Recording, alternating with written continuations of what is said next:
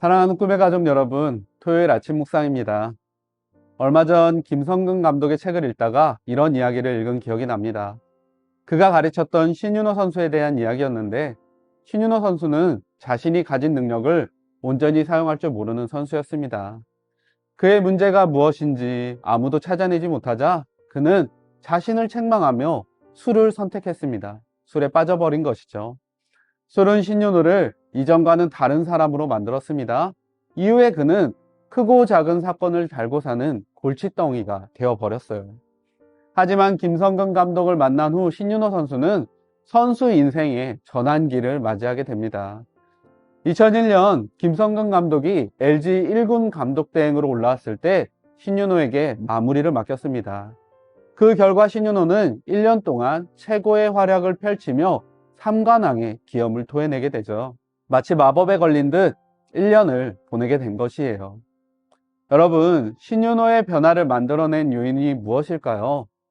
후에 알아보니 그 비결은 김성근 감독의 믿음 때문이었습니다.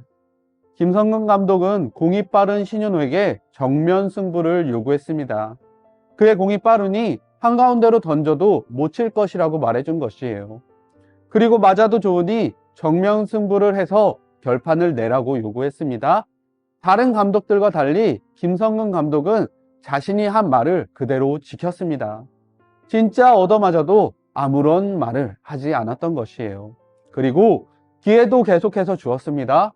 결과와 상관없이 선수를 믿고 게임을 맡겼던 것입니다. 마운드에 계속 오른 신윤호는 자신감이 점점 차올랐습니다. 자신감이 생기니 공 하나 던지고는 벤치를 쳐다보는 습관이 사라졌어요. 물론 그 과정에서 김성근 감독으로부터 많이 혼나고 호되게 책망받았지만 자신을 믿어주는 감독의 지지는 그의 모든 것을 변화되게 만들었습니다. 훗날 김성근 감독은 이 상황을 기억하며 이렇게 말했죠. 잘 되게 하려고 혼내는 거지 내 화 풀려고 혼내는 게 아니니까 결국은 해낼 거라고 믿고 있었거든. 김성근 감독은 자신의 말을 삶으로 증명해냈습니다. 말로만 선수들을 위하는 감독이 아니었던 것이에요. 그는 선수에 대한 믿음으로 선수들을 대했고 자신이 기대하는 최선의 결과들을 얻어냈습니다. 리더로서 모범적인 본보기를 보여준 것이에요. 오늘 본문에서도 리더의 바른 가치에 대해서 이야기하고 있습니다. 르무엘의 어머니는 그의 아들 르무엘에게 자신의 마음 가운데 새겨둔 왕의 태도와 자세에 대해서 말하고 있습니다. 사랑하는 아들이 왕으로서 인정받는 리더십이 되도록 간절한 마음으로 권면하고 있는 것이에요. 본문 2절은 그런 어머니의 마음을 이렇게 기록하죠. 내 아들아, 내가 무엇을 말할까? 내 태에서 나온 아들아, 내가 무엇을 말할까? 서원을 하고 얻은 아들아, 내가 무엇을 말할까? 어머니는 무엇을 말해주어야 가장 좋을지에 대해 고민하고 또 고민합니다. 그리고 아들에게 3가지에 대해서 권면하고 있습니다. 어머니의 첫 번째 권면은 자신의 삶을 몰락하게 만드는 여성으로부터 자유하라 라는 것이었어요. 본문 3절은 그 권면을 이렇게 기록하고 있습니다. 내 힘을 여자들에게 쓰지 말며 왕들을 멸망시키는 일을 행하지 말지어다.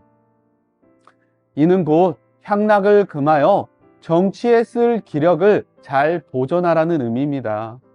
왕은 자신의 힘과 능력을 탕진해서는 안 됩니다. 왕을 멸망으로 몰아넣는 여인들로부터 자신을 잘 지켜 무절제한 삶에서 벗어나야 한다는 것이 어머니의 가르침이었던 것이에요. 두 번째로 어머니는 술을 절제하라고 말해줍니다. 왕이 술을 절제해야 하는 이유를 어머니는 이렇게 설명하죠. 본문 4절 말씀입니다.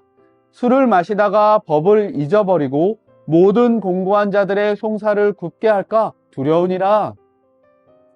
어머니는 왕으로서 주관해야 할 업무를 위해 술을 절제하라고 말하고 있습니다. 지나친 향응으로 인해 판단력이 흐려져서는 안 됨을 권면하고 있는 것이에요. 여러분, 술에 취하면 망각에 빠지게 됩니다. 이는 곧 원칙과 규칙을 무시하는 그러한 상태에 이르게 되는 것을 의미하죠. 처음에는 사람이 술을 먹게 되지만 결국 술이 사람을 지배하는 상태에 이르게 되는 것이 술의 위험성이에요. 만약 왕이 그러한 상태에 이른다면 이는 나라 전체를 위기에 빠뜨리는 것입니다. 그래서 어머니는 아들을 향해 수를 경계하라고 말하고 있는 것이죠.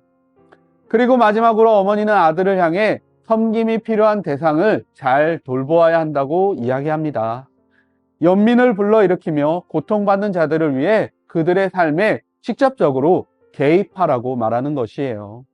고통받고 어려움을 당하는 사람들의 상황에 침묵한다면 그들의 삶을 방치하겠다는 암묵적인 동의와 같은 것이니 왕으로서 백성을 돌보는 일에 소홀해서는 안 된다고 말하는 것입니다. 결국 왕을 향한 어머니의 권면은 오늘 우리를 향한 하나님의 권면과 같다고 볼 수 있습니다. 우리는 방탕한 삶에 빠져서는 안 됩니다. 그리고 향응을 즐기는 삶을 경계해야 합니다. 뿐만 아니라 궁핍하여 고통을 처한 이들, 삶의 어려움을 당한 이들을 향한 관심과 애정을 그치지 않아야 합니다. 그것이 우리를 향한 하나님의 기대인 것이죠.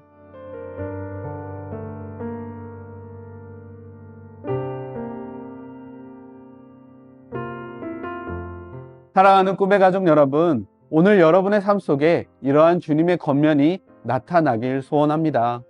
사랑으로 우리의 삶을 먼저 돌보고 긍휼로 이웃의 삶을 살피는 꿈의 가족이 되시길 원합니다. 그리하여 착한 교회, 착한 성도로 세상 속에 하나님의 거룩하심을 드러내며 변화를 이끌어가는 아름다운 꿈의 리더들이 될 수 있기를 예수님의 이름으로 간절히 축원드립니다. 함께 기도하시겠습니다.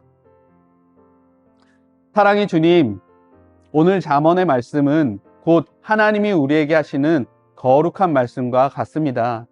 우리에게 주시는 그 하나님의 말씀을 기억하며 오늘도 우리 주변에 처한 모든 일들을 하나님의 마음으로 돌보는 자들 될 수 있도록 주님 인도하여 주시고 우리의 삶을 먼저 사랑하며 하나님께서 주신 그 삶을 낭비하지 않는 우리 모두가 될 수 있도록 주님께서 은혜 베풀어 주시옵소서. 우리와 함께 하시며 우리를 돌보실 그 주님을 기대합니다. 살아계신 주 예수님의 이름으로 기도드립니다. 아멘.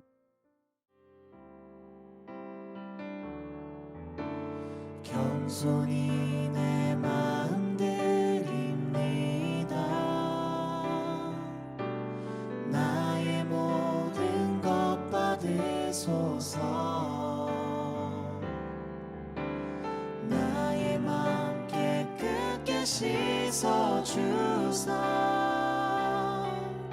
주의 길로 행하게 하소서.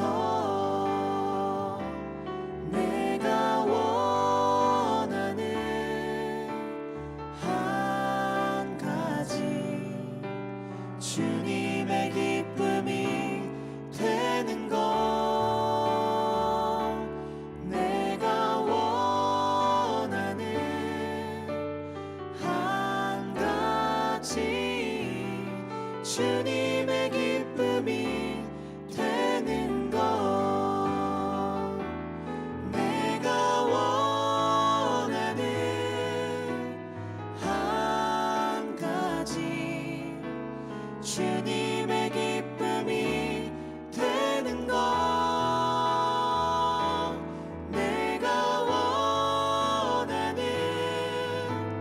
한 가지 주님의 기쁨이 되는 것. 내가 원하는 한 가지 주님의 기쁨이 되는 것. 내가 원하는 한 가지 주님